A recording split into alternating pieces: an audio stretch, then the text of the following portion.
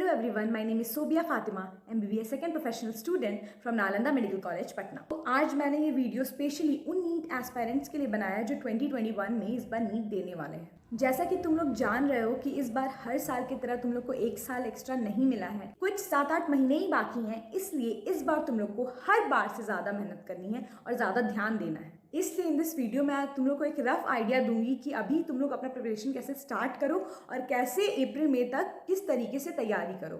So the first thing you all have to do is that you have to go through the 2020 पेपर। 2020 NEET 2020 का जो question paper था इस बार वो हर साल से डिफरेंट था, ये सब लोग कह रहे हैं। इसलिए तुम लोग को वो क्वेश्चन पेपर को अच्छी तरीके से देखना है, एक बार देखना है, 2 बार देखना है, उसको सॉल्व करना है पूरा, और ये अपने दिमाग में सोचना है कि कहाँ कहाँ पे क्या क्या डिफरेंसेस है पहले के और पहले के प्रीवियस पेपर से।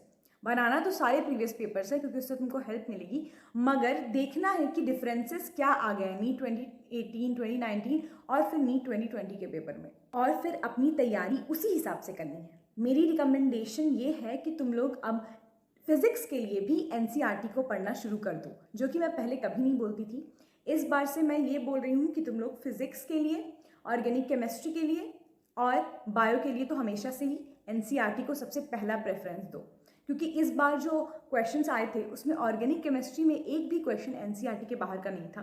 तो बहुत से स्टूडेंट्स मुझसे पूछते हैं कि ऑर्गेनिक केमिस्ट्री के लिए कौन सी बुक बनाएं, तो मेरा रिकमेंडेशन यही है कि सबसे पहले एनसीईआरटी को अच्छे से रीडिंग दो, ऑर्गेनिक का एकदम एक एक चीज़ अच्छे से रीडिंग दो एनसीईआरटी की, उसके बाद ही कोई और बुक पे जाओ जो तुमको अपने हिसाब से सूटेबल लगे।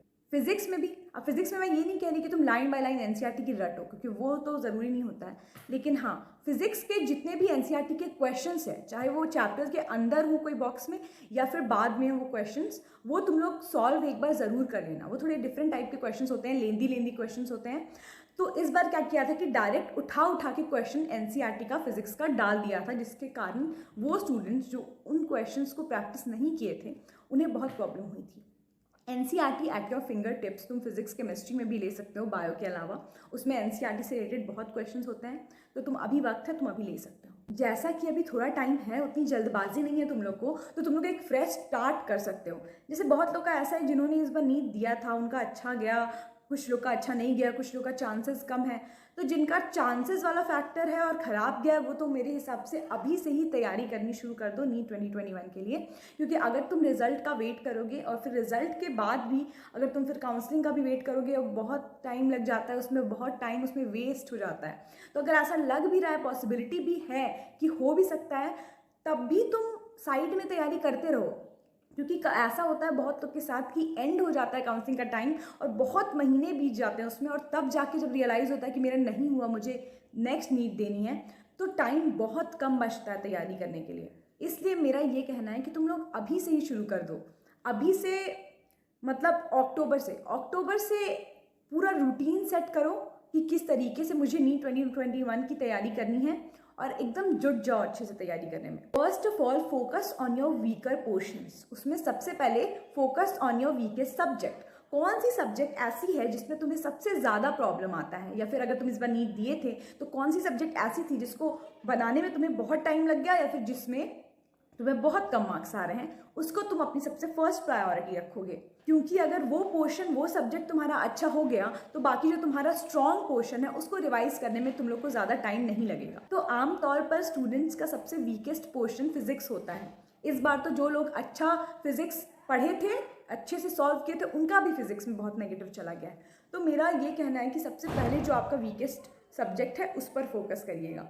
फिजिक्स हो या फिजिकल केमिस्ट्री हो, जो भी तुम लोग पढ़ना शुरू करोगे तो पहले हमेशा ऐसा होता था कि हम लोग कैलकुलेटिव क्वेश्चंस या उस टाइप के जो क्वेश्चन जिसमें ज़्यादा कैलकुलेशन है उस पर ज़्यादा फोकस करते थे, मगर नहीं, इस बार ऐसा नहीं करना है। Organic chemistry, inorganic chemistry, bio की तरह फिजिक्स और फिजिकल केमिस्ट्री में भी तुम लोग को थ्योरी पर भी फोकस करना है, बेसिक्स पर भी फोकस करना है, क्योंकि इस बार का जो नीट था उसमें बहुत बोर्ड्स टाइप के क्वेश्चंस आ गए थे। जैसे जैसे क्वेश्चंस हमें 12th बोर्ड्स में देखने को मिलते हैं जो ज़्यादा थियोरेटिकल होते हैं, उस टाइप के क्वेश्चंस नीट में आ गए हैं। तो हो सकता है कि 2021 में भी वैसे ही क्वेश्चन आए, तो हमें इसी से अंदाज़ा लगाना है कि हमें तैयारी कैसे करनी है। जब हम फिजिक्स की तैयारी करेंगे तो हम न्यूमेरिकल क्वेश्चन सॉल्व करने के साथ साथ थ्योरी पर भी उतना ही फोकस करेंगे। तो अगर तुम लोग अपनी प्रिपरेशन अक्टूबर से स्टार्ट कर रहे हो तो कोशिश ये करना कि जैन एंड तक तुम्हारा पूरा सिलेबस कंप्लीट हो जाए, ताकि फिर फेब से तुम लोग रिवाइज करना शुरू कर दो, क्योंकि मई तक आई गेस फेब से अगर रिवाइज करना शुरू करोगे तो वो एक बार अच्छे से रिवाइज हो जाएगा मई तक। इसलिए जैन एंड तक अपना सिलेबस कंप्लीट करने की कोशिश करना।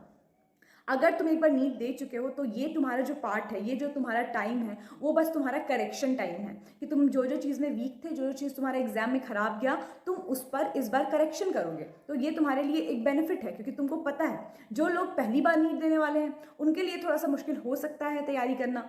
तो तुम लोग या तो सेल्फ स्टडी कर रहे होगे अभी, या तो कोई कोचिंग ज्वाइन कर लिए होगे।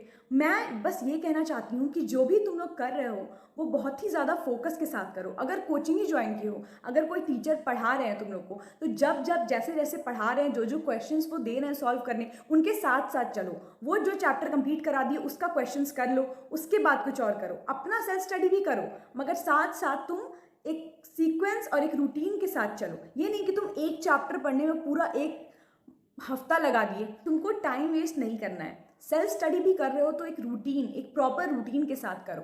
पूरा एक मंथ का रूटीन बनाओ कि मुझे ये स्टार्टिंग करो वीक सब्जेक्ट्स, वीक चैप्टर्स से, कि मुझे फिजिक्स का ये सब चैप्टर एक हफ्ते में कंप्लीट करना है, मुझे ये केमिस्ट्री का चैप्टर इतने हफ्ते में कंप्लीट करना है। वो उस हिसाब से कंप्लीट करो, उसके क्वेश्चन सॉल्व करो। जो क्वेश्चंस नहीं बन रहे हैं उसके आंसर्स देखो, या फिर टीचर से डिस्कस करो, या अपने फ्रेंड से डिस्कस करो, उसको वापस से सॉल्व करो। और हर हफ्ते में एक बार एक टेस्ट दो। You know, test are very important, क्योंकि टेस्ट से तुम अपने आप को एनालाइज कर पाओगे। तुम बहुत ज़्यादा पढ़ रहे हो, बहुत टाइम तक पढ़ रहे हो, 1-2 हफ्ता पढ़े जा रहे हो, मगर तुमको ये समझ में नहीं आ रहा ना कि तुम राइट डायरेक्शन में हो कि रॉन्ग डायरेक्शन में हो। तुम अगर एक चीज़ पे बहुत ज़्यादा फोकस कर रहे हो, जैसे कोई डेरिवेशन ही है, बहुत ज़्यादा उसको पढ़ रहे हो, उसमें बहुत टाइम लगा रहे हो, लेकिन उसकी ज़रूरत नहीं है, तुम्हें बस फॉर्मूला लर्न करना है क्योंकि क्वेश्चन उससे बनने वाला है, तो तुम गलत जगह टाइम मत वेस्ट करो। ये तुम्हें कैसे आइडिया होगा? ये तुम्हें आइडिया होगा टेस्ट देने से। तुम 1 हफ्ता पढ़े, 2 हफ्ता पढ़े, फिर तुम कोई टेस्ट दिए, उसमें तुमको पता चलेगा कि तुम्हारा कौन सा क्वेश्चन तुमसे बन रहा है, कौन सा नहीं बन रहा है। फिर तुम्हें लगेगा कि ये चैप्टर तो मैं पढ़ी थी, फिर भी क्यों नहीं ये क्वेश्चन मुझसे बन रहा है। तब तुम्हें रियलाइज होगा कि तुम्हारी गलती कहाँ पर हो रही है, तुम्हारी प्रिपरेशन में। इसलिए टेस्ट देना बहुत इंपॉर्टेंट है। तैयारी करो, लेकिन साथ साथ टेस्ट भी दो। बायो में तो एनसीईआरटी की एक एक लाइन को बहुत गौर गौर से पढ़ो और हाईलाइट करो। एक बार पढ़ो, 2 बार पढ़ो तो हाईलाइट कर दो, और जब तीसरी बार पढ़ो तो हाईलाइटेड पोर्शंस को ही पढ़ो। एनसीईआरटी को 3-4 बार तो तुम लोग को अच्छे से पढ़ ही लेना है जान तक। 3-4 तो मैंने कम ही बोल दिया। जितने ज़्यादा बार तुम रीडिंग मारोगे एनसीईआरटी के, मैं गारंटी देती हूँ कि तुम्हें उतने ज़्यादा ही अच्छे मार्क्स आएंगे नीट 2021 में।